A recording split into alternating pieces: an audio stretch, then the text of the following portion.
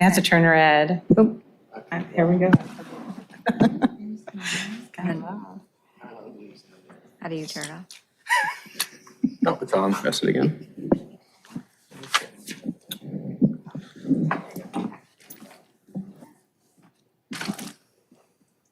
This is your job, yours and Tina's jobs, to decorate the rail around the porch of the house. You know how to work this, right? Oh, yeah. Gary's gonna get more, and you guys are gonna put them all along the fence. Oh, yeah, I can't wait.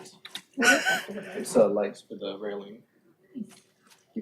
Yeah, if you push the little button, they turn on. That's 65 feet, so That's that's what we do. How many feet? All right. 65 feet. Those little tiny little LEDs? Yeah. Mhm. So are we ready, Gary? Yes, sir. Okay, so this is the regular meeting of the Historical Commission. We'll call the meeting to order. Roll call, please, Mr. Clerk. For Gary. Yep. Come on, baby. Talk to me.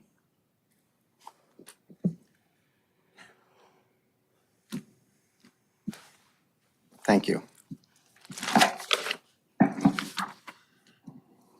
Commissioner Warstadt, Here. Commissioner Stumphauser, Here. Commissioner Hardy, Here. Commissioner Corbin, Here. Commissioner Fernandez is absent, Commissioner Coda, Here. Chairperson Collin. Here. Okay, let's do item C, which is the salute to the flag. Everybody would stand and follow me. I pledge allegiance To the flag of the United States of America and to the republic for which it stands, one nation, under God, indivisible, with liberty and justice for all. Thank you. Item D is approval of the order of the agenda. Do we need a motion to approve that, Gary? Okay, is there a motion to approve the order of the agenda as was posted? It's all motion. Okay, is there a second?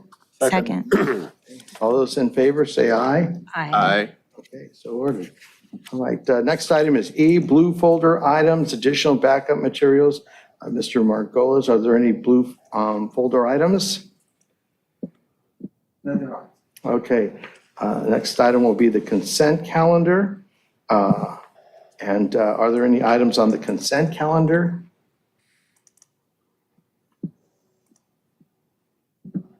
We don't have minutes, so there aren't any consent calendar. Okay, so we'll move on to the affidavit of Sorry, yeah. affidavit of posting, which is item F1. That's been posted. Item G is excluded consent calendar items. Are there any excluded consent calendar items? Unless any of you are going to pull one, there aren't. Okay, and anybody want to pull any consent calendar items? No? Okay, next item is, Maybe we should explain for the new members what some of these things mean as we go along.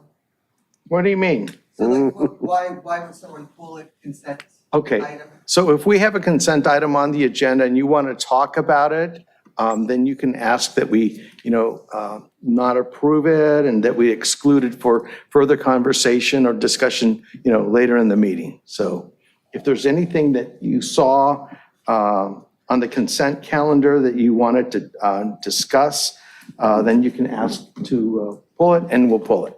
Otherwise, it gets approved if there are items on the consent calendar. Without discussion. Yes. Okay. Next item is H, public participation on non-agenda items. Is there anybody that wishes to address the commission on any non-agenda items? We have no e-comments or no one in Zoom, sir. All right. Okay. And is there any discussion by anybody on the commission on non-agenda items? Okay, so there are none there. item I, which is items continued from the previous agendas. Are there any items continued, Gary? I don't think that there are. Okay. And then the item J, which is items for discussion prior to action. Okay, are there any items for discussion prior to action? Mr. Margolis? No. Okay. Let's get down to J1, and this is orientation for new commissioners. Was there any kind of a staff report or direction, or should we just have each of the commissioners talk a little bit about themselves and how they ended up on the commission? Yes, I haven't prepared a report. Attached to the administrative report for this item are some of the establishing documents for the commission, like the ordinance that established it and the bylaws. And let's see what else is there for this item.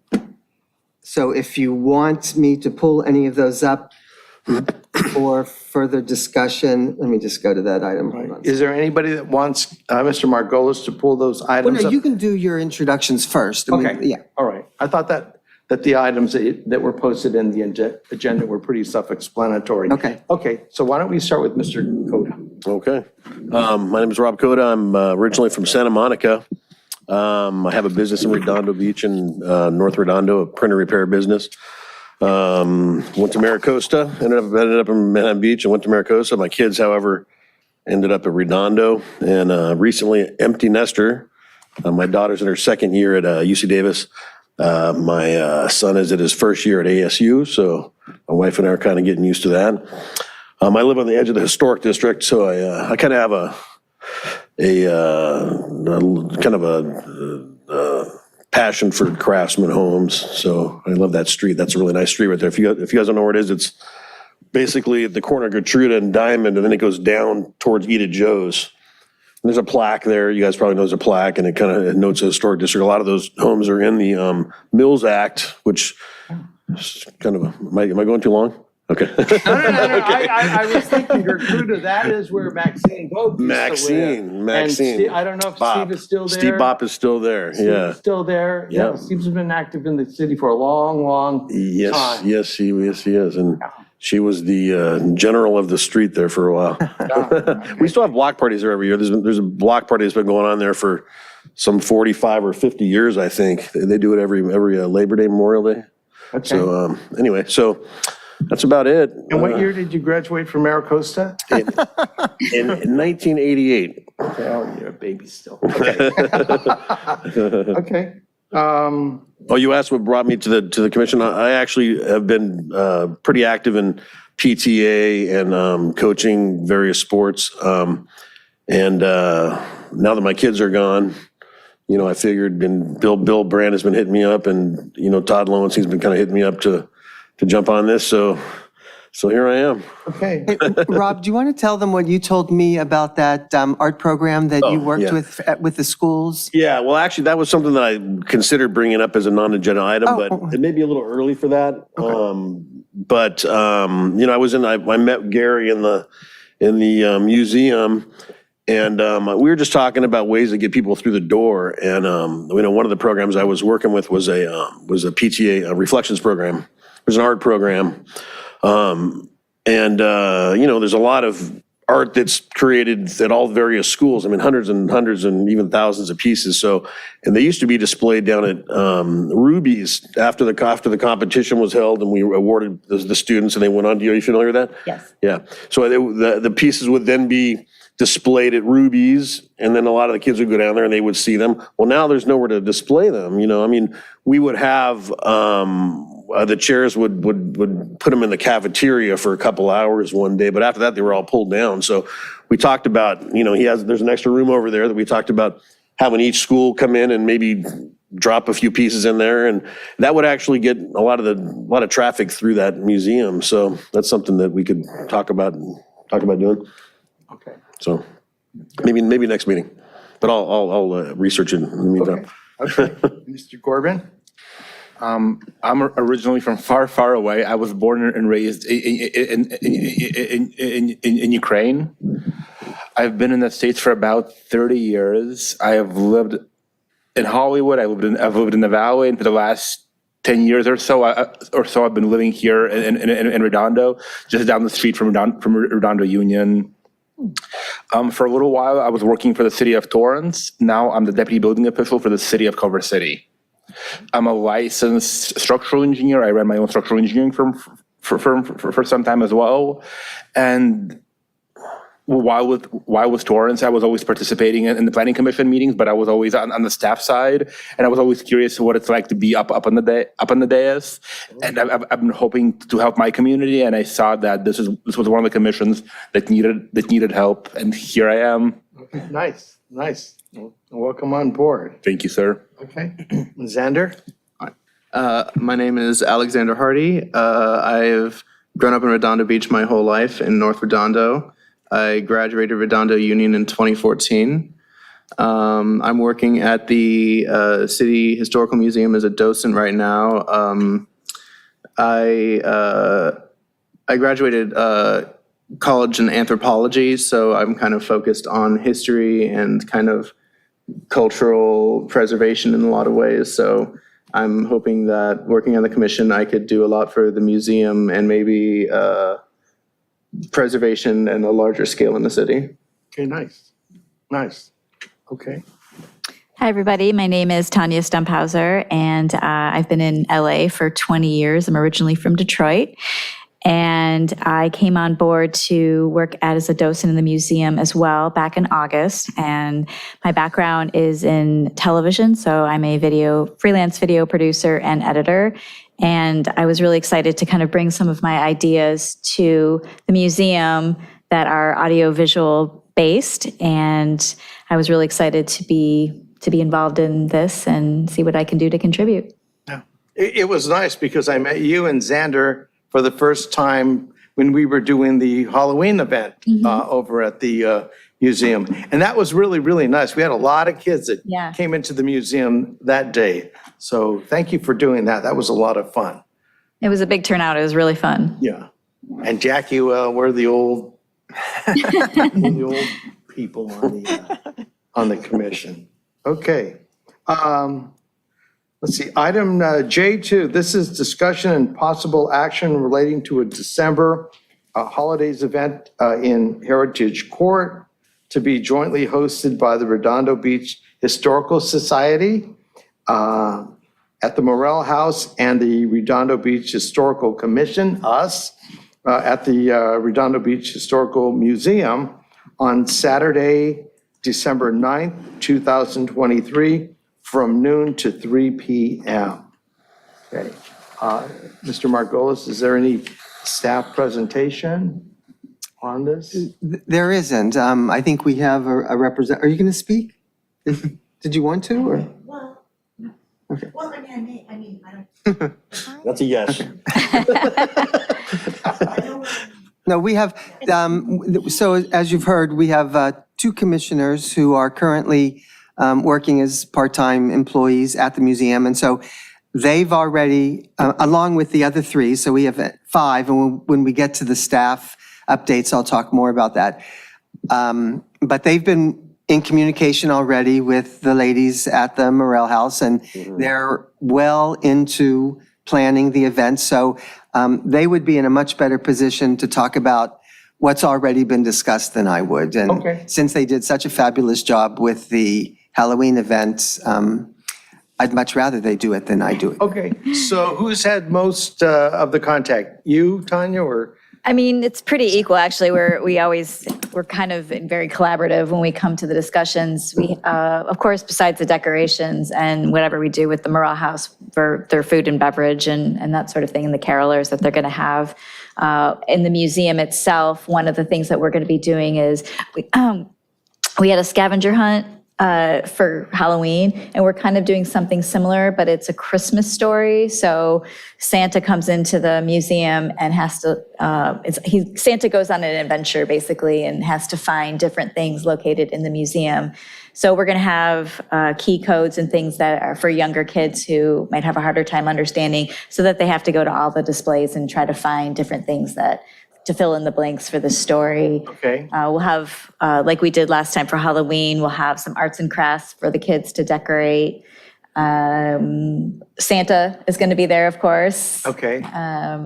Okay. Now, are we as a city going to hire Santa, or am I going to arrange Santa to be there to coordinate? You're going to be Santa. That's the next item on the agenda. I think that needs to be decided today. Okay. So you had someone in mind, right? I That would had somebody in volunteer. mind, but I mean, if it's easier to rent a Santa and to coordinate, give him direction on what he's going to do that day, I mean, I'm okay with that. Tanya, what do you think, and what do the building commissioners think? Yeah, I think if you have someone in mind, I think that would be okay with us, Okay, yeah. all right. We do have $2,500 to spend on events, right, Mr. Margolis? Okay, so we can, if we need to, we can rent So- a Santa. So when you said Santa would be, exploring these various things, were you using that as a euphemism for the kids, or will Santa actually be doing that? Were you hoping that? The story itself is Santa is going on an adventure, sort of delivering gifts. We're still crafting the story right now. So, for instance, Santa had to deliver gifts to the Redondo Hotel. So everything's kind of in present time, as if things were in present time. He had blank rooms to visit. Okay. And so they would have to learn how many rooms were in the Hotel Redondo. Okay, so whoever we bring in to be Santa doesn't actually have to do that. It's the No. kids are helping Santa accomplish those tasks. The story Santa would be separate from the actor Correct. that we Okay, get. okay. Yes. And so the actor would basically sit in a chair and let people take pictures, or what would we hope the Yeah, I think that Santa's was an the idea. actor? I think, Taking pictures. yeah. Oh, just the- no. Really? Yeah, I'm sorry you had to find out this way. You don't like that idea? Go on. Sorry, Gary. Oh, man. Okay, maybe you should tell me more about Santa the actor. There's a real Santa, but we're going to hire an actor for this purpose. Okay. But Yeah, because it's. Santa's busy, Yeah, Gary. okay. So Well, that makes sense. Yeah, we got to have a substitute for. Are we gonna have two Santas? We're gonna have the Santa who's taking photos with kids, and then the Santa for our scavenger hunt is just going to be like flavor on the scavenger hunt. It's going to be the direction for the hunt. It's not going to be another person in. Is it like virtual? Is that what you young It's kids just say? going to be a party, a story for them. Yeah, they have a sheet. It's like a scavenger hunt, if you will. Okay. We just use it as the theme of the story, Okay. so that it made it a little interactive and fun, and I forget some of the other. So when the kids are finished with their hunt, we will be sending the results of all of their hunts to Santa, so he knows where these things are, right? Yeah, we could even put it in a little envelope for them. Yeah, I mean, we're still kind of fleshing it out, but the idea was that the scavenger hunt was such a hit, but we didn't want to do it exactly the same way, so we Okay. kind of just created a fun story. Okay. Have you given any thought to maybe having Christmas cards sent out to all the kids who actually show up?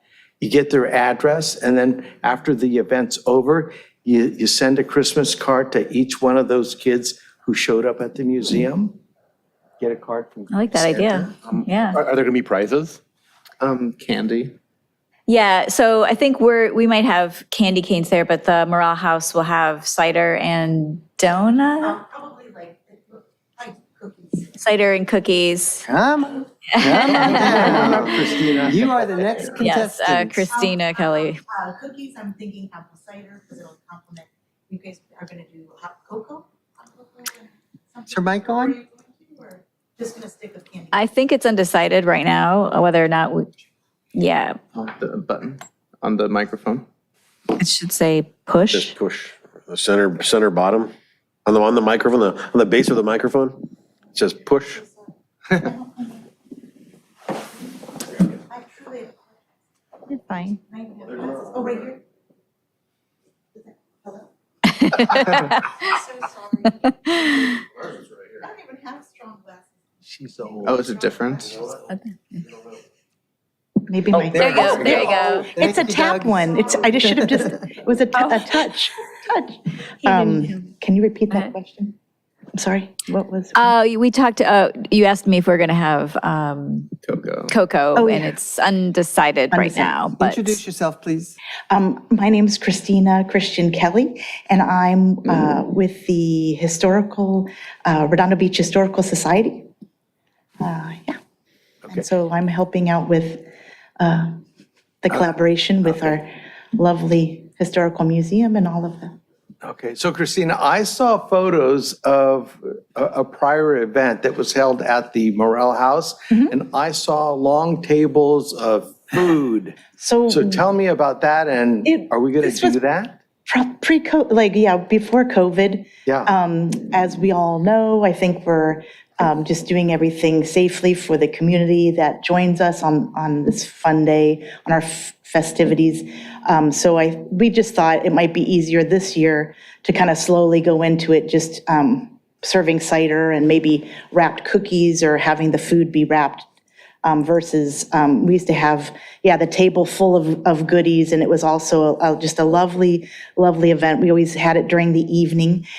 So we just thought maybe, as we slowly get back into it, just do just a little bit with the cider and the cookies. We might have like little, maybe some small little food, but it would be individually wrapped up as well. But at least the hot cider will be there and the cookies. And there's a toy drive as well. And the toy drive, yes. And the Victorian carolers. And the Victorian carolers, absolutely. The Victorian carolers, they come every year. They're lovely.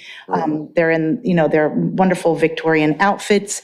And they're just wonderful to have. Everybody really enjoyed it. I think what's going to be nice to have it during the daytime is some of our, elderly, it's kind of hard during the evening to get there. And I just think that this will be kind of a new way of doing it, because we always did it, more towards the evening. So the daytime, I think it'll be nice for everybody, young and old, to come and join us and learn a little history, sing with the carolers and join Santa. And are they confirmed? Have you? Oh, they're confirmed. Okay. Yeah, because we got to talk, then it was for sure that, confirmation. So, yep. Okay, Yes. nice. Now, I know that in San Pedro, there's a woman who has a cookie company, and it's called Kelly Hart Cookies, and she's on Etsy, and you can go online and you can special order cookies. I mean, if you gave her a picture of the Morel House, or if you gave her a picture of the museum, That's a cute she idea. could actually bake a cookie that would end up looking like the Morel House or the museum. Very I don't know if cute. there's a lot of, lead time, but they get baked.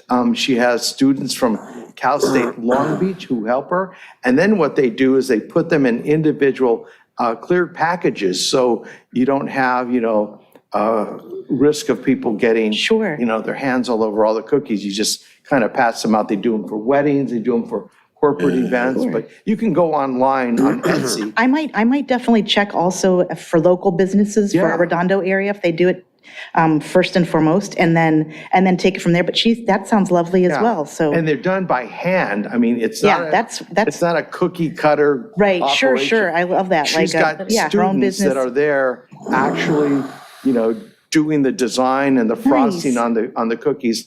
And it takes a long time, I believe it. but it's incredible when she's done. What about advertising? Yeah. Are we going to advertise to the school, the newspapers? Yeah, so one of the things we did for the Halloween party is we marketed to Facebook groups. Redondo Beach has South Redondo and North Redondo, and there's also Hermosa, and I just marketed to those, but I want to get on El Segundo Torrance, Manhattan Beach.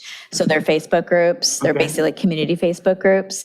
That was how we got a lot of our visitors. Yeah. We also have all our emails that we've collected from the guest book. So we're planning on sending out a newsletter for that, doing some flyers, of course. And we're trying to figure out a way to get it to schools, the flyers to schools somehow. I can help out with that because I know a lot of the principals from the program, so. Okay, that would be nice, just Yeah, to. I mean, they would be glad to make announcements or especially if you get into the PTA, those guys are bulldogs, so they'll make sure it gets through, so I'll work on that. Yeah, Perfect. not just at Redondo and the local Redondo schools, but maybe, Yeah. Maricosta, because there are a lot of North Redondo kids that Yeah. go to Maricosta too. Well, I think you're probably looking for younger kids, probably not high You'd school be kids. surprised who's going to show up for Santa. Also very helpful right here, our police department, the community officers, she'll put it on a digital platform if you get Okay. a hold of her, and I'll get in touch with you for that information. I'll give you that. I have it at home. Okay, We're trying to have our flyer done by next week so that Okay, we can nice. start getting the word out and marketed. and now, Christina, are they going to decorate the Morel House? Yep. And Tanya, are we going to decorate the museum on the outside? Yes. Okay, Yep. all right, Absolutely. okay. To go back to Santa real quick, Redondo has that sled that they drag around every year, and if you do in fact get Santa. Perfect. I think No, we I wasn't- I understand. I think we wasn't- understand already. Oh, right? Right? I'm actually blonde, I'm not Can we gray, nominate so. Well, we'll come back to that, okay? But if Redondo could drag that sled out, I know. I just thought of and, that. am I looking jolly right now? We found our Santa. I thought I volunteered That's awesome, you that's for Department, doesn't it? that. Yeah, the police department has a sled that they drag around every year, Yeah. Oh, that's right. What if they're not Yeah. using it on December 9th? Maybe they could pull it out there and set it between on the lawn out there, and then we could use it as a staging area to take Yeah. pictures. I think they usually bring the sleigh during the evening. Around the They neighborhood. drive them Maybe- through the night, the Maybe we evenings. could get one of the officers to volunteer as Santa, since they're already set up, and bring the sleigh over. Yeah. Kids get on that sleigh and they take pictures That's with what they do when they Santa. drive around. They stop in a neighborhood, they jump on, and they move pretty fast. Maybe we could get, Tanya, you could contact them and see if maybe we can have them do it. It's already set up for a photo op for all the kids. They can just drive it over. They've got the big, Yeah, I don't think they start until after the 9th. It feels like they start like maybe in the early teens of December and then go for about a week, Test run. I think. Yeah. You're right, it's a Yeah, dry test run. run. That would be You good. know? They could just, There we what they go. do is drag it over there, attach to a car, and they could leave it there, or they could leave it attached to a police I car, can find you some know? reindeer. Right? Really? I think that would be pretty good. long as they don't I eat the think it's roses in the easier garden. to arrange that. And then if we need a Santa, I think we kind of have an idea of where we can find a Santa. Yeah, didn't I say my kids just left? I just got. Right, you got plenty I of just got time rid of to my be kids, Santa, okay? right? Okay. And Christina, what about in terms of decorations? Do you guys know what you're going to be doing We out do, there? we usually do the same thing. The pillars, when you enter, it's usually wrapped in like candy canes. And then inside, we try to stay a little bit more just kind of neutral with greenery and everything. Yeah, we will be getting a tree. So we'll have a tree as well. Yeah, and just a wreath on the door and Okay, that, yeah, so. okay, With all there will be volunteers helping. all right. Has there, Tanya, been any discussion about a tree in the museum? Or Gary, is that something that's a There has known? been discussion about it. I mean, do you think there's room in the museum for a tree? I think you have to have a tree in there, even if it's a small one, you know? Could do a little small one, yeah. It would have to be a smaller one, but we could manage a tree. Yeah. Why don't we decorate the surfboards? Well, All right, so. He was appalled by Santa Claus, so. which room would you want to put it in? I think it would be really cool to kind of have it kind of as you look right in the museum towards the back. So the second room essentially, because you have that clear shot view, where the stained glass is. Yeah. So Yeah. in front of the stained glass windows? Or that kind of that little corner that's in front of the sheets that flip out, somewhere Yeah, like back okay. in that little The nook. tall and skinny, maybe like a. I think that would really look good. Okay, so we'll just leave it to Tanya and Xander and docents and Gary So to, are we going to buy one? Is that what you want to do? yeah. Yeah. Unless you're growing one in your yard or something. Unless the city has something available. Yeah. If they don't, can I make a recommendation too, again, for local businesses, Peter's Garden Center, who's been there 3 generations they will be having trees, so maybe you want to contact. It's called Teresa Yeah, Serrato yeah, over there. exactly. You want to get a live Thank you one. for that. I think we were Yeah. discussing a plastic Yeah, I mean, tree. it's cut, but it's, Yeah, they even have it on the stands.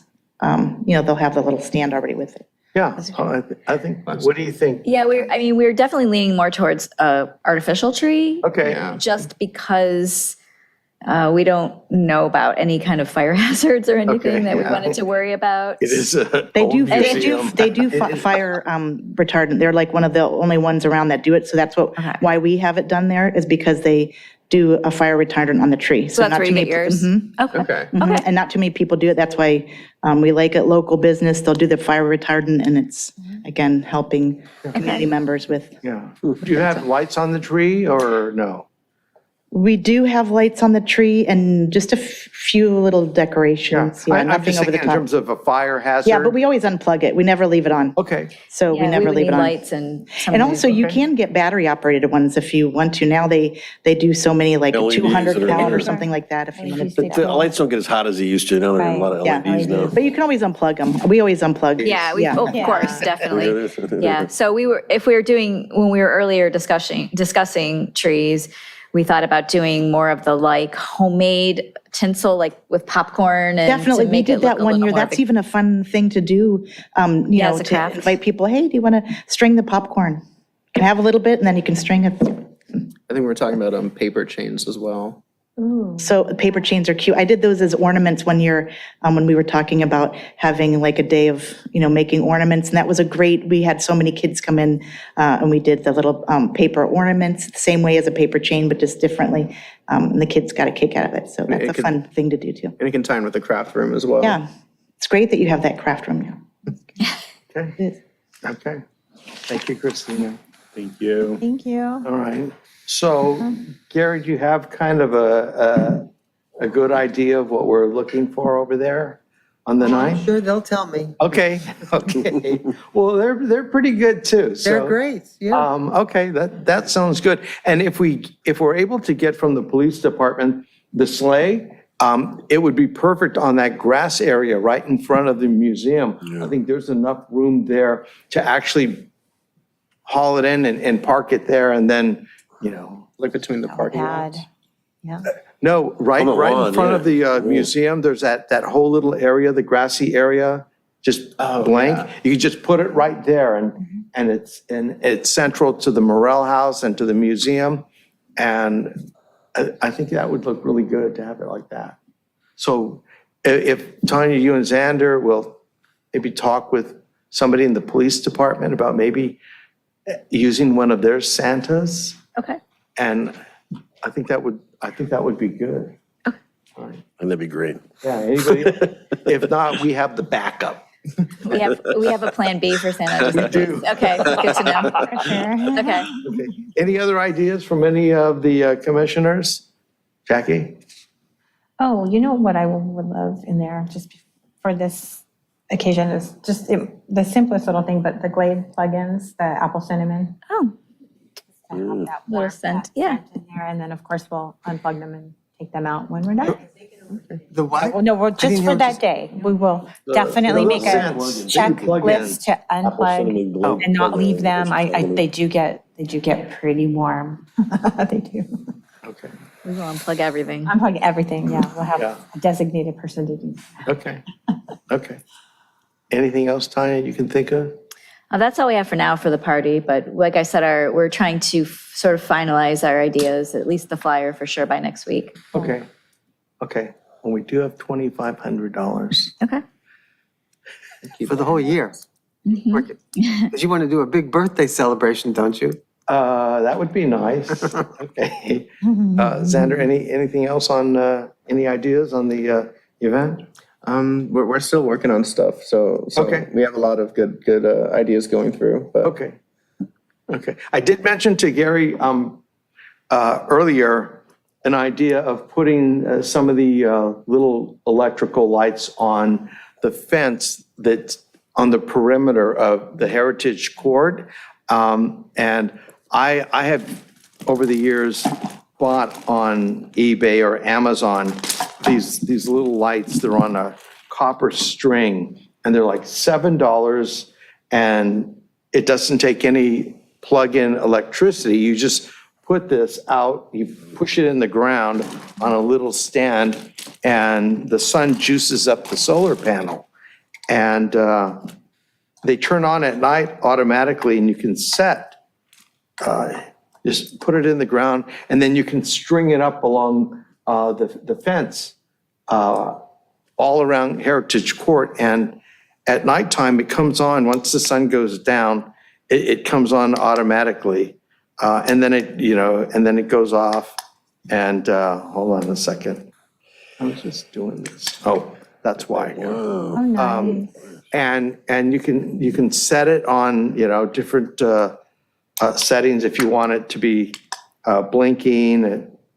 But if we strung them along the entire perimeter, I think at nighttime, it'll all be lit up, and it's very cheap to do that. That'd be lovely. So, okay, so I'm gonna leave that with you, Xander, and you're gonna figure out how to string that up on the rail of the porch, right? Yeah. Okay, all right.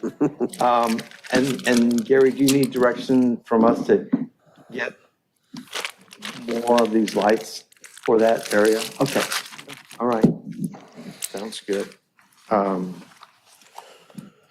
Okay, and James, what about you? Any ideas? Anything you might want to see there? I'm not sure. I mean, as long as whatever we're doing complements whatever is being done by the Historical Society. So I'm not sure how much we're coordinating with them and how our decorations will match their decorations and vice versa. Yeah. How are you guys promoting your event? Yeah, Christine. They're going to use our flyer as well. Yeah. We're going to promote. Like a for joint them. flyer? It's going to be joint. I mean, that's, and this is like, what I think you said, the 14th? The It'll be 9th. Actually, the what? The 9th.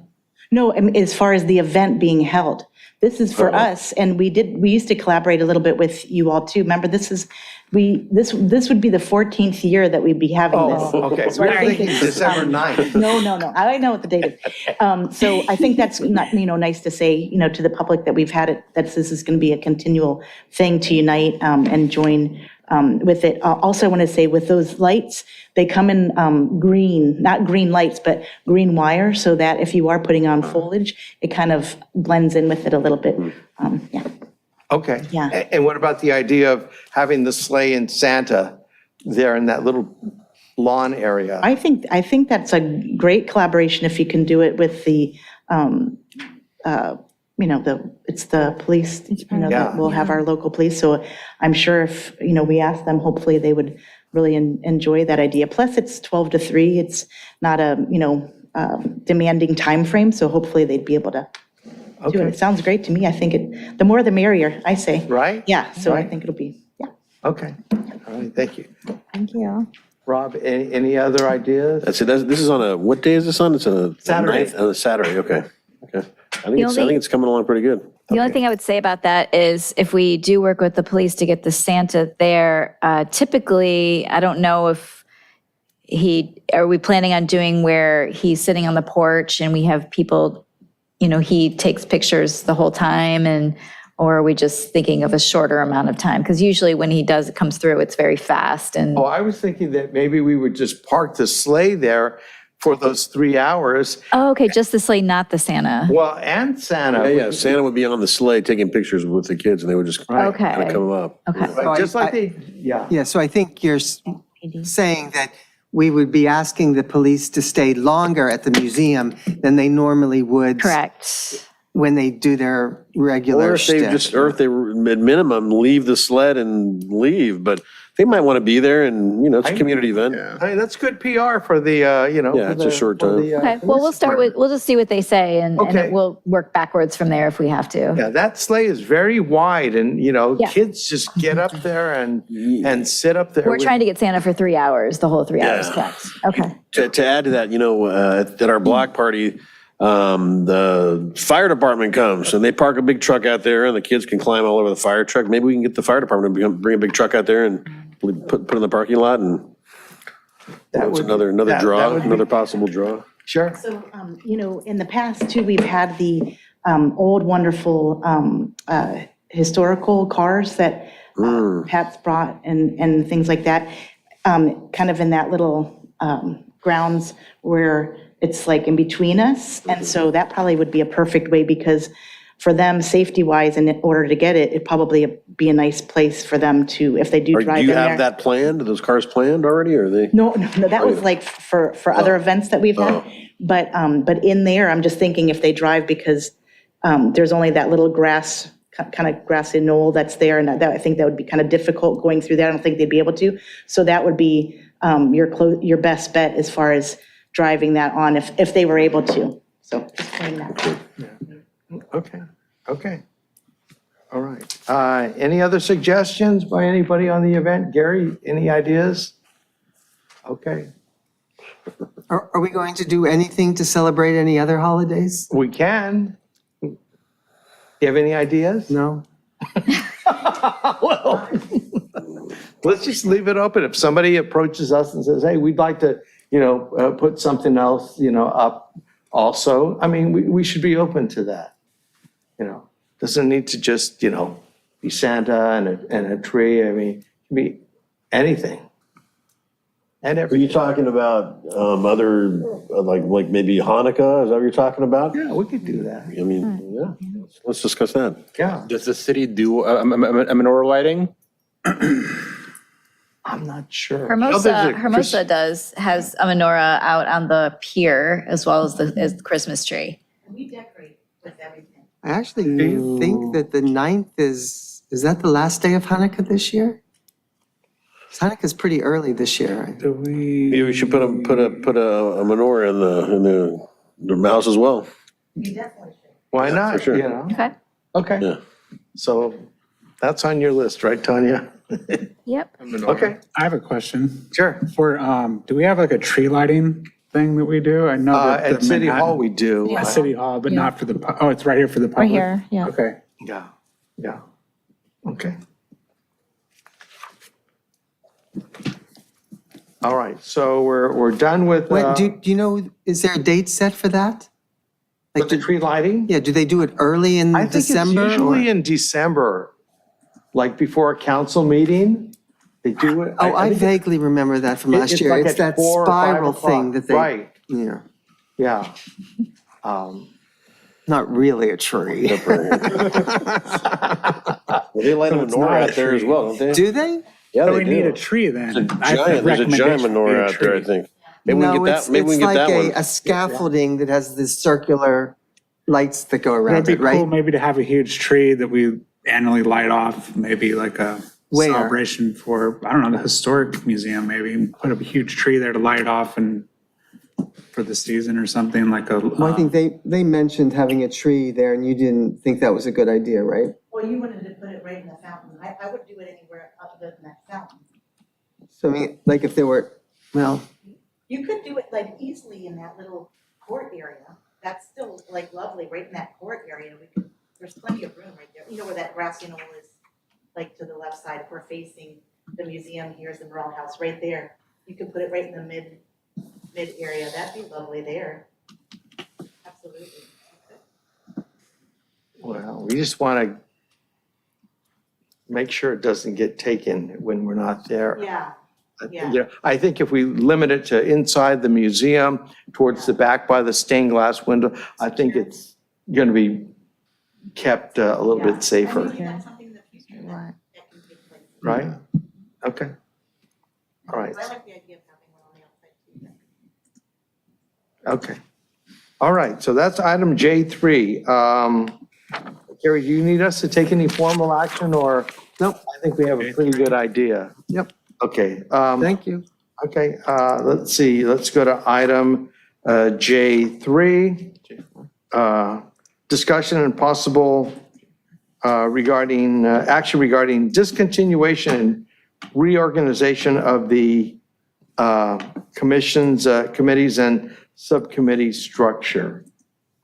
Is there any presentation, Mr. Margolis? So I think that between you and Commissioner Warstadt, you might want to talk about the history of how these committees came about and whether or not they were useful, and if you two think it makes sense to continue them, or maybe there's another way to achieve the purpose that they had. Other than that, I really don't have a presentation. I think it's something that you folks need to talk about why they were there, and then if you thought they were useful. Okay, well, I've been on the commission less time than Jackie, and I remember when we had other members of the commission who were being asked if they had a report. Nobody seemed to ever have a report on anything, and it just got kicked down the road. And maybe we give it some thought and come back at another meeting with what we think might be, committees or subcommittees that people would be interested in, that we could form, rather than try and pick up from all of these other committees and subcommittees that never seem to go anywhere. Maybe we think about it, and then at the next meeting, in January, is that when we meet again next? Okay, we come No, up with we'll some meet ideas. in December. Are we gonna meet in December? We have to meet every month. Okay, all right, so maybe before the next meeting, we do, we do some emails to Gary and call, or if you have ideas, get them to Gary on what kind of a committee or subcommittee you'd like to see here, so that we can talk about that. I don't think we need to just blanket continue everything that hasn't worked in the past that I've seen, didn't really Right, work. let's revisit it and then see what we want to discontinue and see what we want to share with the rest of the commissioners as a vision and help that thrive and flourish. If people are interested in doing a particular thing or, an event, we can do that. I mean, Sure. you have to have interest. So typically, the way a commission will, you can have your meetings work really well and get them done in the least amount of time, is when you have a committee that does the work ahead of time, then they come to the commission meeting and they say, this is our proposal.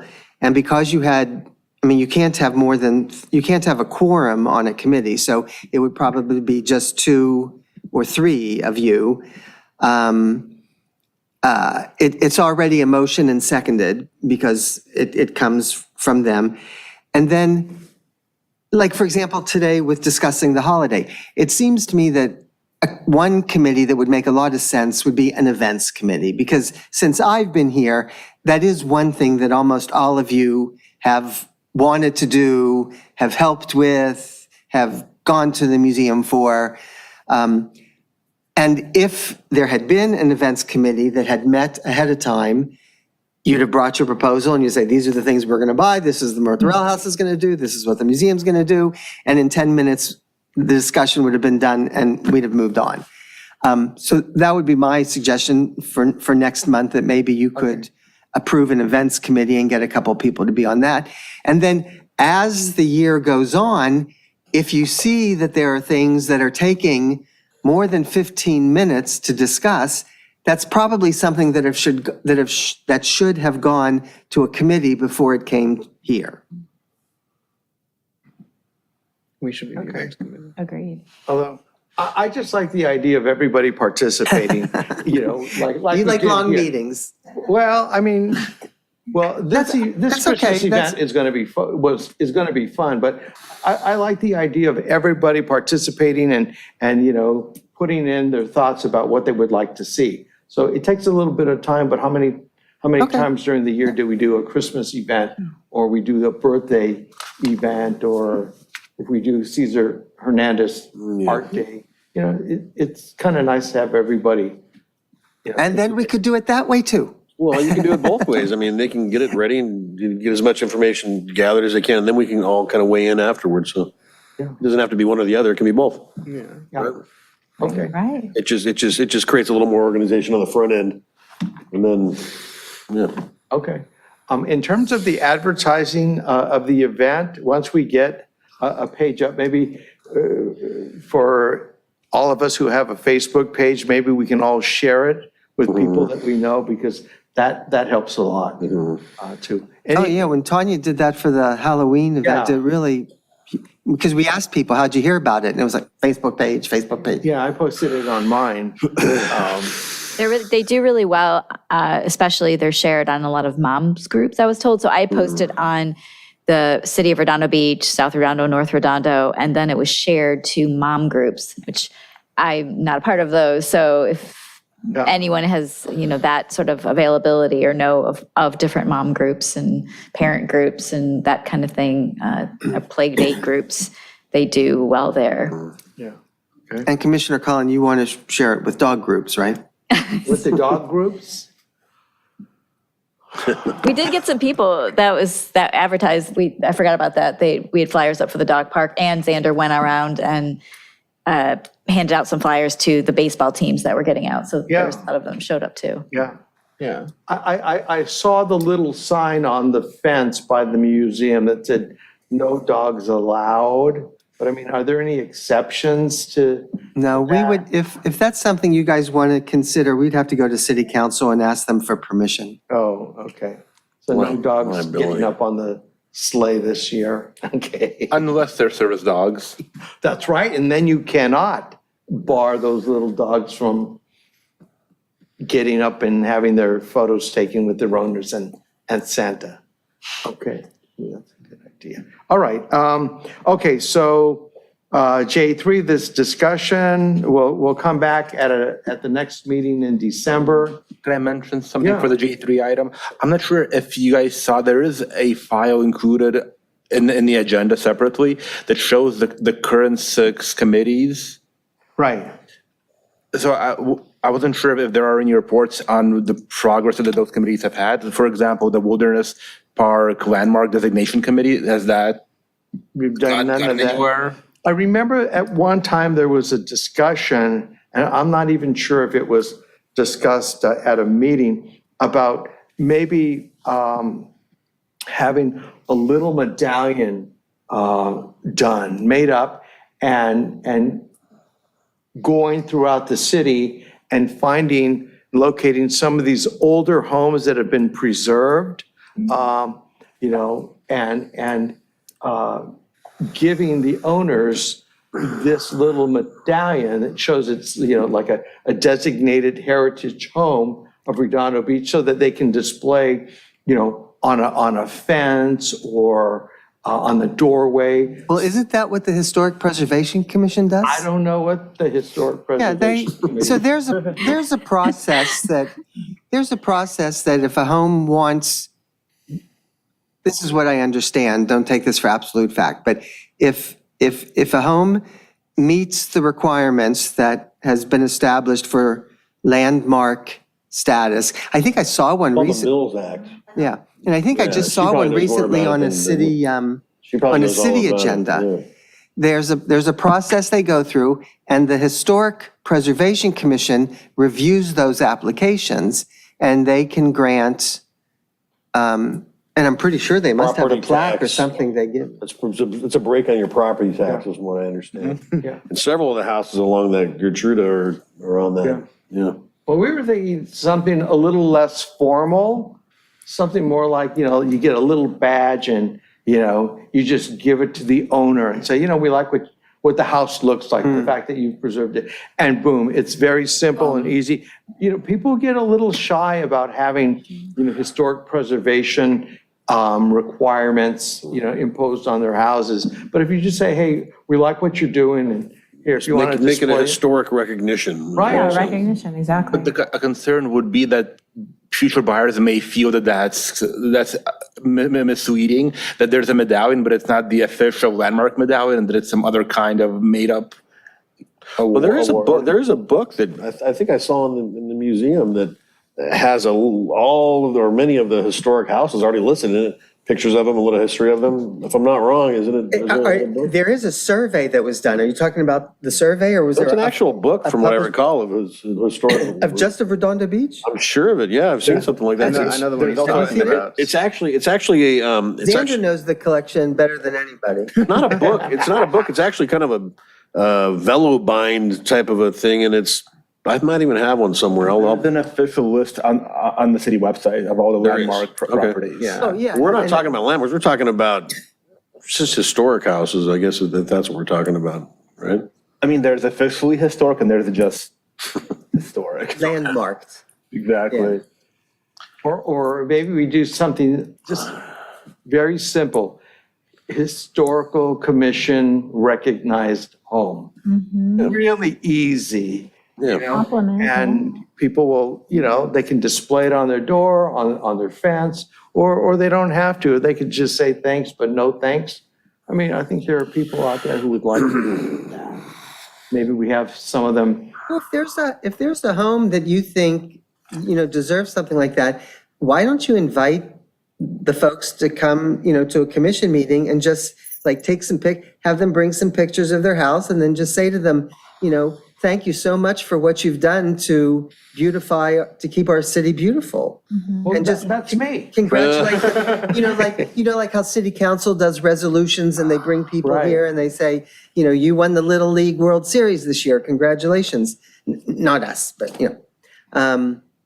so you could you can honor anybody you want at a meeting, right? You can invite them to come to a meeting and have them stand up there and take pictures with them, and you absolutely can do that. Okay. Well, are we going to give them something? You can give them something. String of lights. Okay, all right. Well, anyways, that was just my idea in terms of, a committee down the road. Back to events. Yeah. It seems to me like the Christmas event should be an actual event that's ongoing, not just under the events category, but maybe the Halloween committee can be an ongoing, committee, and then that's permanent, not just an event. Because it seems like to me like it's something that should be done every year. As long as there's the interest by the commission members, we can do it. It can stay on. I mean, you have the oral histories listed on there. It's been on there for who knows how long. Why not just leave the Christmas one on there and someone will grab it every year, I mean, I would assume that the same people who are planning the Halloween.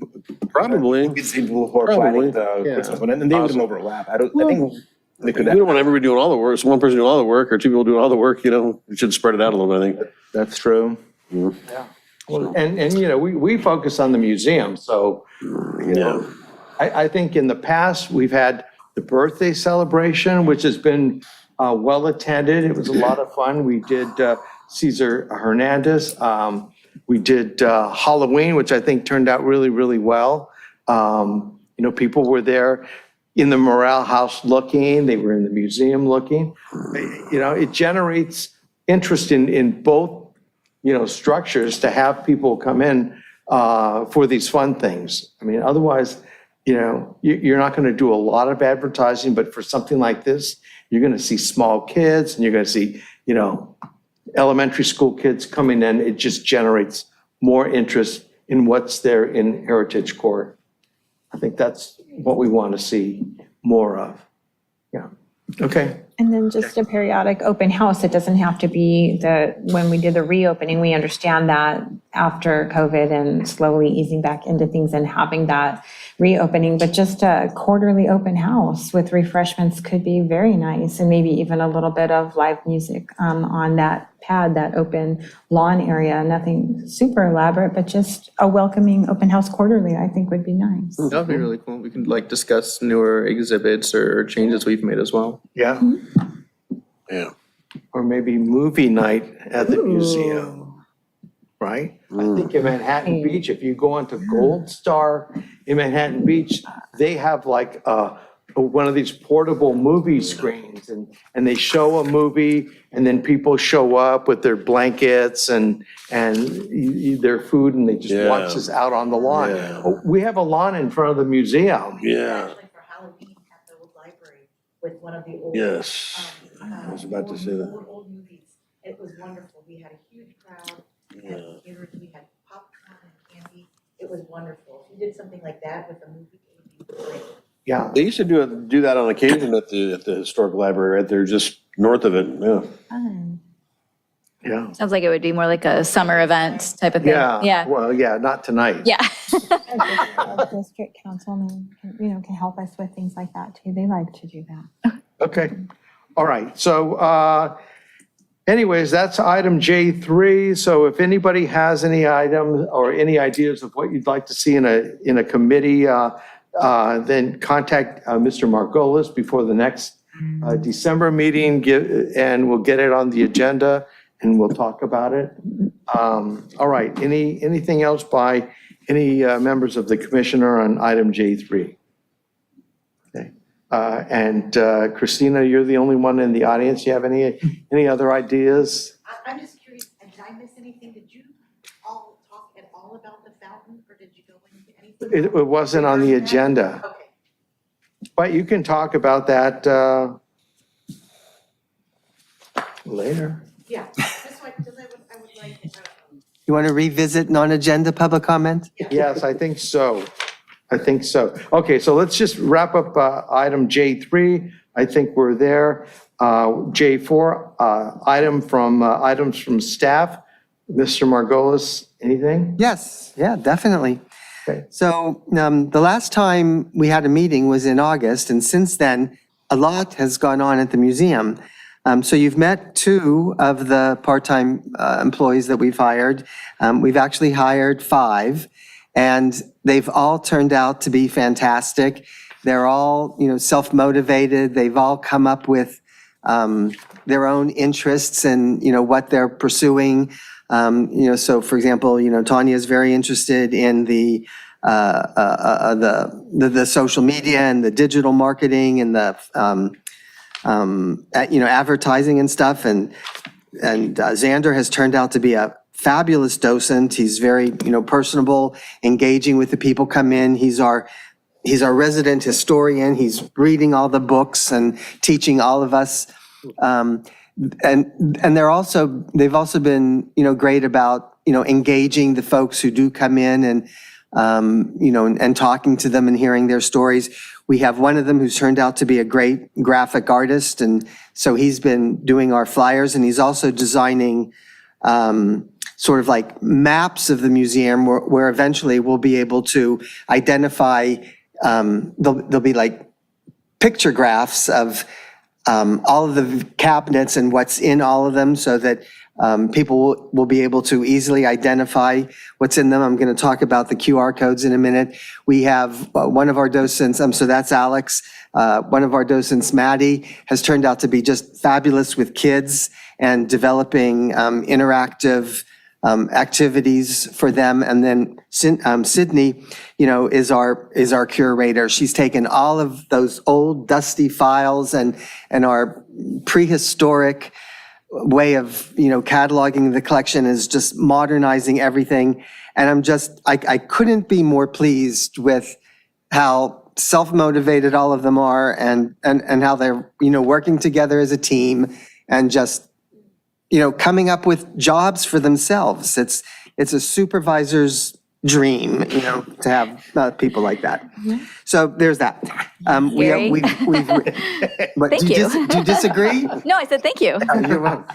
We've reopened with regular hours, so it's Wednesday, Saturday, and Sunday from noon to 3.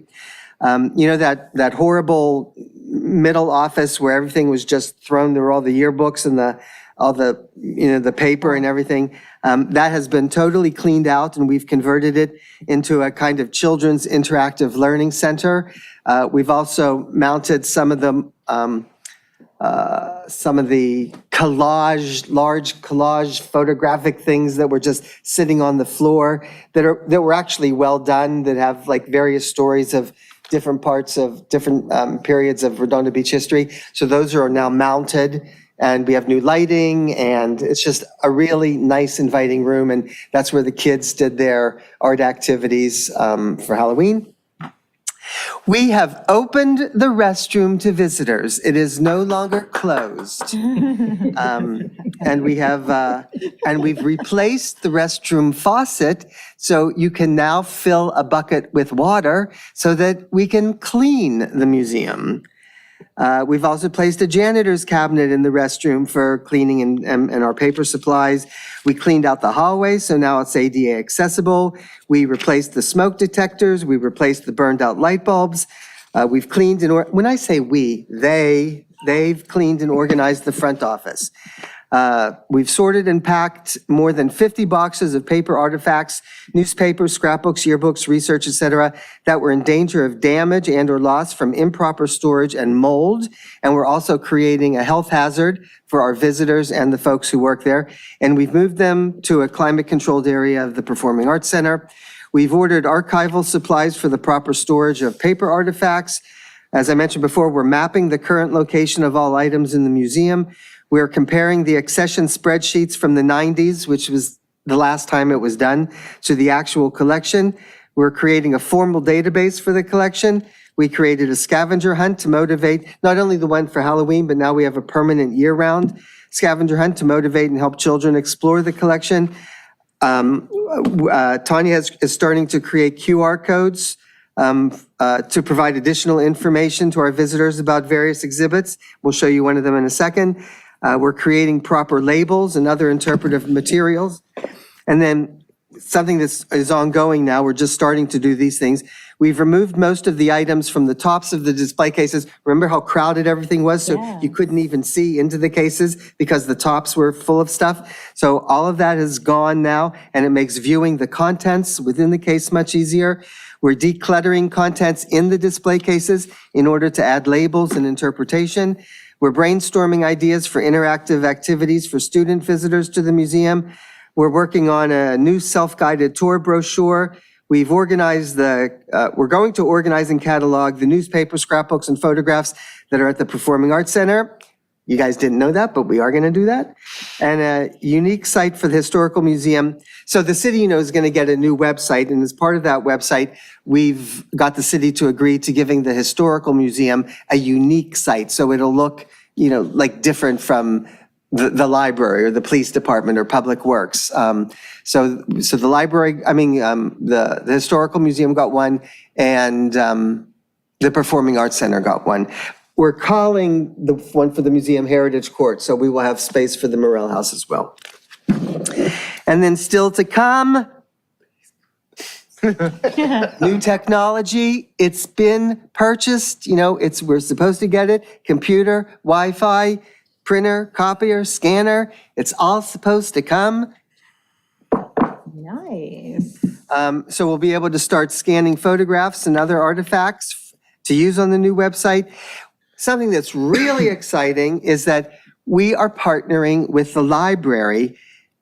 We've had staff come over to the museum several times now, and they are cataloging our books. And eventually, hopefully, they'll scan and do other stuff. But you can go on to, well, right now the site is down, but when it's up again, you can go to the library's website and under electronic resources, actually find, it's called the Historical Museum Collection. So it looks really cool and professional, and it's real. I think that's great. And then, of course, the QR codes. So Tanya, do you want to talk more about that, and do you want to show that now? Should we? Yeah, is somebody going to show it, and then I can explain what it is. Brian, does that? So that was. So basically, until we kind of get a more organized way of doing the self-guided tours and or a group-led tour, I have come up with a way to research different topics at the museum per the displays of whatever's out there, like George Freeth, Hotel Redondo, the plunge pool, Pacific Electric Railway, and to write 1,000-word piece on it.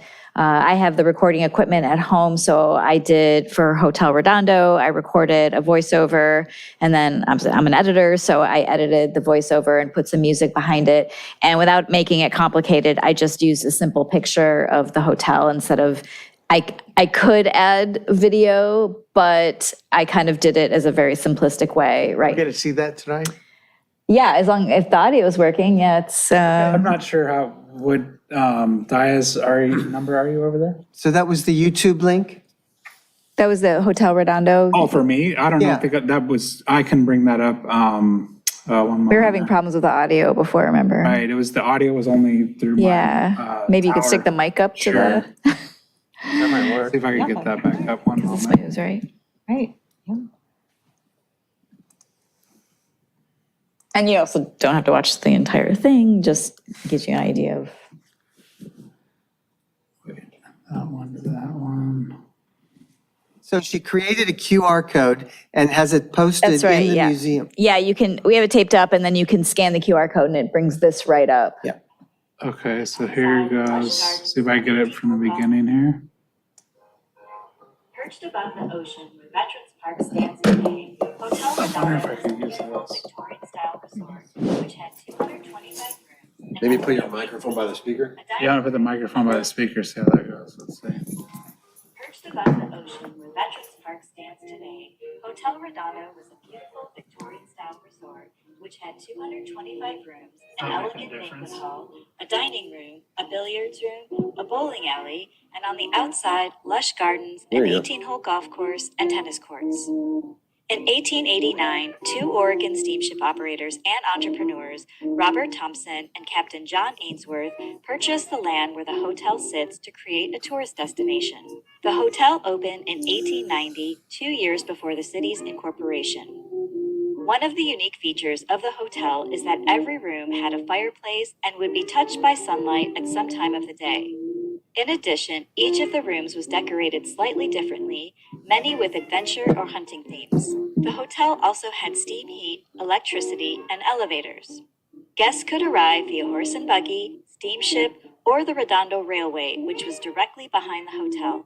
They could enjoy live music daily, visit local attractions like the Redondo Beach Plunge, which at the time was the world's largest indoor saltwater pool, or take a stroll down the outdoor pathway to the beach via the Ainsworth Stairs, which still exist to this day, but are mostly covered by native plants. In addition to the main hotel, guests who wanted a more private experience could stay at one of the nearby cottages. One of the cottages, owned by Olin McWayne, still stands today on the 600 block of the Esplanade in Redondo Beach. Guests who couldn't afford the price of the main hotel could stay at Tent City. The tents cost around $3 per week or $10 per month and had wooden floors and electric lights. Because of prohibition and a lack of tourism, Hotel Redondo closed its doors for good in 1925 and its parts sold for scrap. That's nice. Thank you. So that is, of course, on my YouTube channel, but that's not where it should be. One of the, of course, discussions we can have is to then set up a YouTube channel so we can house these videos in the proper location. Okay, that's really nice to have. And it also too, it's interchangeable. So if there was something, piece of history that was wrong or something, it's pretty easily able to edit it. And I designed it so that it was very quick. There's not a lot of images and not a lot of time. It's not very time consuming to do, except for to write it and research it. So kind of all of us at the museum have taken a topic that we like and want to research, and they're going to write it and either record it or I can record it and edit it. Okay, nice. Well, thank you for doing that. Okay. Anything else, Gary? No. All right. Before we get to J5 items from commissioners, we've got Christina here who wants to talk a little bit about the fountain. Well, I just want to mention. Okay, so is there a motion to revisit agenda item H on tonight's agenda so that we can have Christina come up and talk about it? Is there a motion to do that? Jackie? So moved. Is there a second? Second. Okay, any objections? Okay, so ordered. All right, Christina. I just quickly, as we all know, Tyke, known as Mr. Konstantin Karavas, passed away. Tyke was a wonderful, I think, asset to the Historical Museum. He worked there from 2001 to 2020. And so, as well as he was in Redondo Beach Recreation Department, 1955 to 1963. Tyke was just a wonderful human being. He always gave not only detailed amount of history at the museum for the community when they came in to enjoy, but he definitely made it just really wonderful to connect at the Morale House and the museum to draw in people. His just sense of just personality was just lovely to always engage in daily. And so he will truly be missed. I recommend anybody, there's also YouTube that talks about Tyke, that he Tyke's on, but as well as his obituary, if you read it, totally just does him justice, because he was just a really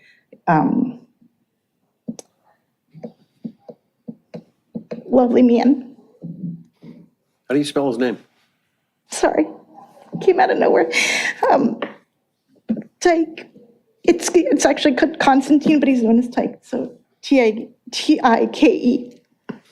Sorry, jeez, I didn't think I was gonna get like this. Tyke was just really, really a nice human being, and he really loved talking about the history at the museum. So my whole thing with this missing fountain is I'd like to see it come back again to where it was. And on your website, actually on the city's website, there's a picture and how lovely it used to be. It used to have the iron fountain and then 4 benches around. So it was really lovely. People from the ball field would come, families would come have lunch there, people on break from the city. It was really, really lovely, but we're missing some benches there. It needs a little TLC. And my whole thing is, after my ugly cry, is I'd love to see a dedication plaque for Tyke, because he definitely was somebody that circled everybody and engaged everybody. And I just feel like it's just such a lovely thing to have for him. Yeah. So, sorry about the ugly cry, but he really, truly will be missed. And he was a kind soul. And he really had such lovely stories to tell people, not only about Redondo, but about his life working in the fields and all of that. So I won't talk anymore, but that was what I'd just like to see. Maybe if the benches come back in, his name can be put on one of the benches. Right. I'd like to have it like on like the fountain. Like, I feel like that's like, I would love to see, we need to have the benches again. There's many pictures, and we're happy to even show you some pictures of the benches, but there were 4 benches there. So green little benches. And I know people have mentioned in the past, you can have the big cement ones, but that's what's so quaint about it. You have the rose bushes, right? You have the lovely rose garden that the volunteers take care of so well. The whole layout is just, it's like going a step back in time, along with modern day technology, along with it. But it's truly, I think, a diamond in the rough that we're so lucky to have. And so I think, and the benches could have additional people maybe that also made an impact in the city, but definitely for that fountain, I just think it's it's just such a wonderful thing to have for a remembrance of Tyke. So thanks for your time. Do we know where that fountain is? Supposedly, it was in the yard. It was supposed to be in the yard or somewhere like close by. So they had it. The whole thing is just that it needs. But it's not there now. I know, but it's supposed, well, that we know of, it was supposed to be there. So that's what I'm kind of surprised about to hear. We're surprised about to hear, because that's where it was. So, but think, for fountains like that, you can get similar ones. It kind of matches the urns that are there that have the geraniums. Are there So any it would pictures of be- this, any pictures of this fountain Yeah, somewhere? you could even pull one up right now from the city. If you look, it'll have, when you go to the historical museum and then you look at photos, it'll go on to, there's a lovely one that has a beautiful, beautiful shot of it. So is the fountain, if it's installed, going to be maintained by the city, and is there plumbing Yeah, already there and and it's, everything? it's nothing heavily drastic. It's pretty Plumbing is simple. already there, it's already plumbed It's already out, right? there. It just, I basically would need sealed. The electricity's there. It's a pretty easy, I don't know if you've ever, I keep on mentioning to everybody to check out the refurbished fountain that's in PV. I don't know if anybody's gone up to see that, but it's incredible. That was originally by the library. Has anybody ever seen that? I highly recommend going up to The one to by see that. Malaga Cove? Yeah, it's, Right, you can pull up my Yeah. computer. I think this is it right here. I go sneak over. I thought I had Not a one. very I good. did do you see it? We should have turned in his memory. I think that's it. Yep, there, see how the two chairs, see the two green benches there? There's also two on the opposite side, so there was always four, so it was a very engaging Yeah, circle. that wouldn't be too hard to put Yeah, back, it's not at really. all, it's not like a, but I would love to have that really go Can't back really to expand anymore, but what it was. Jerry, do we know why it was removed? It was It broken. was broken, it was, there was a little leak, they had some problems, so it just needs sanded. See how the tile is there, right there? So if it could get back to where it was, and we have some more tiles from our, not more tiles, more pictures from our home tours that we had, if need be, but look how lovely. Was that metal or was That's it? metal, mhm. Metal. It's just like the urns that are out, that on that side. But it, also for the wildlife, I mean, we forget how much, the wildlife misses out on the little birds, our birds. We're getting some unique birds from, even since COVID, that are in the area that we've never had before. So anyway, yeah, so thank you for your time. Thank you. With that, yeah, absolutely. Thank you. Oh, Christina, one other thing. Tyke, was his first name Constantine? Yeah, Okay. his name was, his real name was Constantine. Okay. But it's, so it's Constantine Karavas, Karavas. Okay. He was born in 1938 in LA. He moved. Greece, I think. He was wasn't he born in Greece? He was born 1938 in LA. His parents are from Greece. 1943, he moved, attended Barrel, South Central, and Redondo Union High School. And he passed away at age 84. Okay.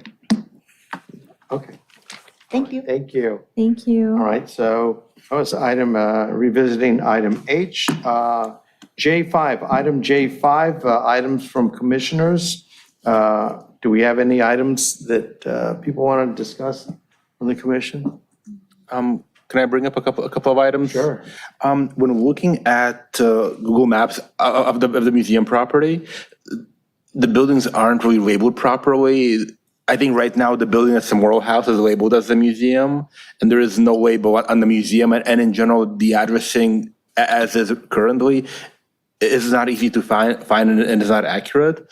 So I wasn't sure whether that's something that we could work on, or if that's something that So didn't die. are you talking about when you go into Google Maps, they identify the Morel House as the museum? Yeah, I don't know how you correct Google Maps. Do you just like send them an email and say, there's an option to ask them to make a correction. I can try to do that. Yeah, I've noted, yeah, it's, 202 Flagler Lane for the museum. yeah, but they have the address correct, but Does the Morel But- House but have the- its own address? Yeah, I think does it's the Morel House have its own 298, address or is it also 302 Flagler? 298? Yes. 298 Flagler Lane? And did you get that mail that came from? I did. I haven't, to be honest, I haven't even opened it yet. Okay, but I know what you're talking about, that, yeah. Do we know if it's showing the correct hours? That's probably not. Last I checked, the hours were wrong and it was listed as closed, like permanently closed.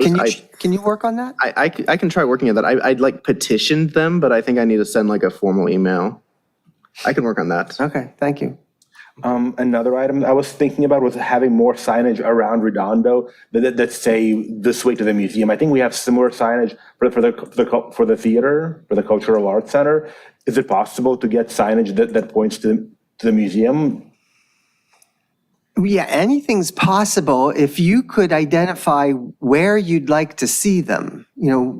I mean, one of the things that the prior commission also actually approved is that the signs that are there now refer to it as the Queen Anne Museum. So they wanted the city to redo the signs so that it would say Redondo Beach Historical Museum rather than Queen Anne Museum. That hasn't gone to the city council yet. And if you have new locations for where you'd like to see signs, The signage that's around the city right now, is that maintained by Public Works or by Parks? yeah. Can we reach out to their department, or do we not have that direct connection? You mean to correct the ones that are currently there? To reach out to see what would be the process to mount additional signage? I think if we just told them where we would want them to go and then came up with the money to pay for it, they would probably do it as long as it's on city property, right? So if you guys have locations where you think there should be signage, I'll put in a work order for it and see what happens. Do we have any signage at this time? Yeah, so on 190th, there's a sign on the to the east of the museum, and there's also a sign to the west of the museum. There might be others, but I've seen those two for sure. Got it. That's all I had. Okay. Sander, anything? I think the what we wanted to bring up was the things involving the computer and Wi-Fi, which we already touched on. Another item would be there's and this is something that we could look into more, but there are museum curating softwares that are specifically made for keeping track of items in museums and items that have been like put into storage. Right now we're working really well out of Excel, but if we could figure something out with getting one of these softwares. Okay. Yeah, so we have money for that, and I gave Sydney the names of 3 collection management softwares and asked her to check them out and make a recommendation. So when we all, we can do that. We have money for that. Okay. Anything else? That's all. Tanya? Yeah, a couple items. First of all, one of the things that we've been talking about a lot, especially for marketing, is social media. There's no Instagram channel, and there might be a Facebook, but no one has access to it. So that's not something we would set up as individuals. Somebody would have to set that up with the official city address, or so. Instagram is definitely something we want to start tackling so that we can start talking about different displays that we have, different events that we have. And we already have discussions within the team that's working at the museum of different kinds of schedules of things that would be, themes that go on every week so that we have some consistency. So that's something we want to get up and running as soon as possible. Okay. Another thing. So I think you should contact one of the assistant city managers, probably Elizabeth House, and let her know who you are and tell her that this is something that you'd like to work on, and ask her how to go about doing that. City manager, you said? Assistant city manager. Assistant, okay. Another thing that we were talking about is because right now we're using just a sign-in guest book, but we think we can integrate it a little bit better if we have something like a Chromebook to check in, and that way we can, because I was trying to make an Excel spreadsheet from the list from the guest book, but trying to read people's handwriting was basically nearly impossible. So I have an Excel spreadsheet that we can send out the flyer for the Christmas event, of course. But I'm guessing probably at least 60% will probably get bounced back, maybe even more because I couldn't read handwriting. So if we have something like a Chromebook check-in where it's just people can type in their name and if they don't want to, that's fine too. But if then we can have it and it goes automatically to an email database, which is something else we would have to set up so that we can continue doing, something like a quarterly newsletter. So if they check in, the email automatically goes to a database like MailChimp or something like that. You create a newsletter from a program like MailChimp, and then you could send out a quarterly newsletter. And that just keeps everything relevant. And then you also have an email list for every single event for people who want, and you can read their handwriting because they're typing it in. Yeah. So that would require like a Chromebook, I think, right? Is what you said. Or maybe a tablet. A tablet, something along some kind of tablet that we could set up a form, they type in, it automatically goes to a database. So that was another item that we talked about. To automatically go to a database, it'd have to be connected to the internet, right? That all comes down to the internet, but yeah, we'd also have to set up some kind of mail server account, like MailChimp is just one example, and I'm trying offhand, I can't think of another one, but basically. Okay, well, so do the research for what you want and send it to me. I mean, if IT will let us purchase it, we have money for that. Okay, perfect. And something that was discussed with kind of the team, and this may be a larger discussion about the museum itself because it's less technology, but talking about painting the inside of the museum, which it would be a definitely big project, but it feels like it needs like a fresh coat of paint inside. So that was just something that the team brought up that I should bring up at this meeting. So I talked to your idea about I did ask about the repairing the trellis so that they could paint. And I also asked about painting, and the answer I got was, let's talk about it. So maybe what we need to do is invite somebody from Public Works to come out to the museum and meet with you guys.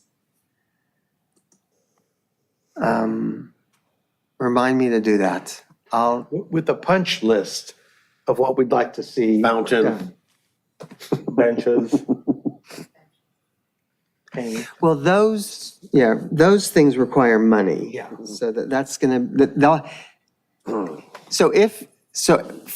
anything that requires money, start making a list and doing the research and find out what it's going to cost. And we can go to City Council at the mid-year budget adjustments or whatever they call it, which I think will start in January. So that's coming up. Okay. So we'll submit that to the Community Services Director and see if they'll approve that for a mid-year adjustment. For the smaller things that are specifically related to the museum, Like the Chromebook and the. Yeah. Okay. and probably even, painting, we'd have to see. I mean, I think Public Works probably has money for a certain amount of building maintenance, one would think, right? But maybe it has to be requested or put on a schedule or something, I'm not sure. But I think it makes sense for us to have a chat with somebody to let them know. And I'd specifically asked about volunteers painting, and they didn't say no to that, but it was like, let's talk about it, so. Well, the mayor said yes, and Councilman Nierenheim said yes, just do it. Well, that was if you personally were gonna paint it. Right. Yeah. Listen, I painted the porch, right? And the rails. So Commissioner Collin is going To paint. The trellis work. Oh, you're not going to do the whole interior of the museum? No, I said the. I'm gonna be Santa Claus, you're gonna paint, okay? I think the trellis Now work- you're acting like a commission. No, once the trellis is repaired, I have no problems going in and painting it because I think it would look really, really nice. And we have the oval wood signs up there that need to be repainted, restored, just like the main sign in front. And I'm happy to do that, but I can't paint over, dry, rotten termites that are there right now. And with painting inside, I actually think that the bigger problem and the bigger expense is going to be removing what's in there safely. I mean, so some of that Oh, stuff, yeah. it's not like when we just packed up old newspapers in boxes and took them over. I mean, we have to get professional art movers, to come in there and take some of those things off and store them properly and while it's being painted. And I'm almost positive that's going to cost more than the actual painting itself. So we have to figure out what that's going to cost and. Can't everything be moved from one room to another and then paint the one room and then move it back? It could be, but I still think, don't you think professionals have to do that? I saw Colorossi's name on one of the plaques on the porch. I think they painted the exterior of the museum.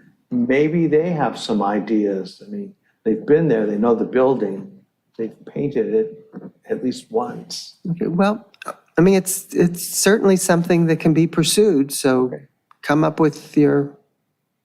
Okay. Anything else? I was going to say my friend's husband works for them. Okay, so there's our contact Find person, out. right? We're connected on this commission. That was it for me, though, for items. Okay, Jackie, anything? So I had a question. I know I haven't been to the museum in a very long time, but I'm very excited to hear about all these wonderful things that are happening. So, but I have heard a phone ringing in there. Is there a actual landline anymore? Did you take it out? You actually heard a phone ring there? So there's a former commissioner that used to answer a phone while I was there, and I'm like, wait, I thought I heard something. Because I've been ringing. told there is no phone. So That's another thing that's on their list that we're supposed to get. So I believe there's a phone. I mean, There was a phone in there, so one but of it us never worked. could call it and just see what happened, because I've heard it ring while I was there, and I thought, am I hearing things? And there was a former commissioner that went and answered. It doesn't work now, if it ever did. Okay, so then, okay. Yeah, if you call the line, I think it says it's a non-working number. Okay, so then that's been taken care of, because I was going to say, it prompted me to go home and call, but this is months ago, so it's a little vague. And it had all the days and hours completely wrong because Is there a it's, dial tone on the phone? If you pick it up and actually. I haven't done this in months, You but could pick it there- up and call from your cell phone from it. right, so, There's- but now if it's just a canceled phone line, then my whole point would just be like to update the voicemail and see if we had access to it, but if they've canceled it, then that's probably better. So there is a phone number on the museum website, and it matches the phone number on the Google entry. Yeah, but I believe if you call it, it says the. Somebody it's want to not call it operating. while we're here and put it on Yeah, speaker? I think it's not working. Does anybody on this commission have a cell phone? Yeah, I mean, I'm just saying, like, Yeah. I challenge somebody to call it and see what it says.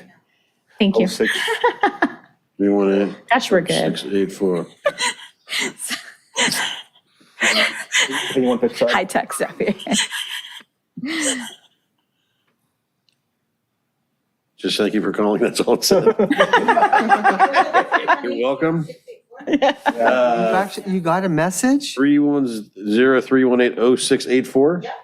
It just says thank you. Just thank you for calling. And that's That's it? strange. It was a full-blown voice recording, but it was, of course, all the aged days that it was open and or closed or whatever you want to. That probably, when we unplugged everything, that probably is what got rid of that. Oh, okay. Yeah, but there was Why would like there an be old-fashioned anything answering there machine built Right, in. right, because I literally heard it ring and somebody answered it. the And I went, phones. I was on the porch and Yeah, we got rid of it when we packed everything up and, I was like, yeah. wait, Going. and that commissioner the ran exception over, is yeah, wired to we're something. open, and I'm like, Oh, wait, it's are you so actually funny. talking? Yeah, I have It no almost idea. sounds, it almost sounds like it's a voicemail that hasn't been Yeah, I set checked up. the- Like a automated voicemails. type of system, maybe. Unix of 310. From, and they were like years ago. Yeah. Yeah. I Anything mean, else, but Jackie? if we're required to have one and they want to do it, then we can Just update switched it. over to That's all. Avoya and Well, then they we've gone got off rid the of rails all, here. so we all have Anything brand new else? numbers.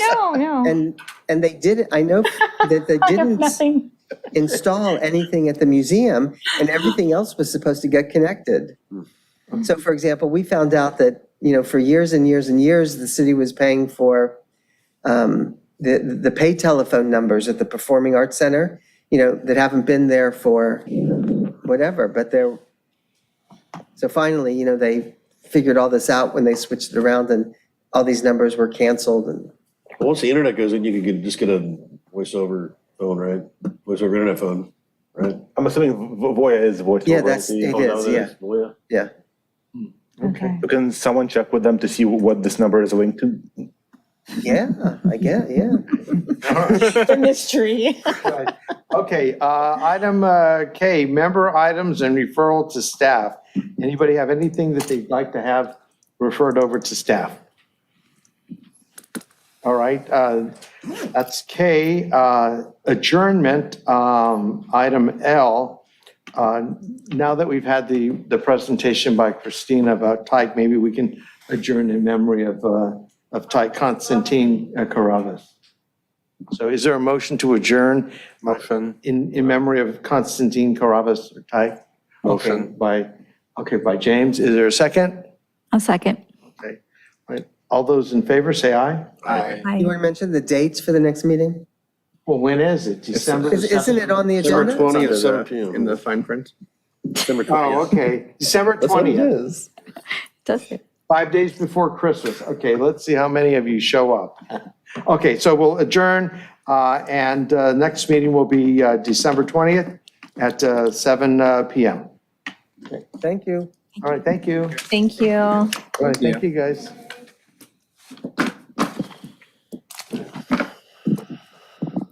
So I turn off.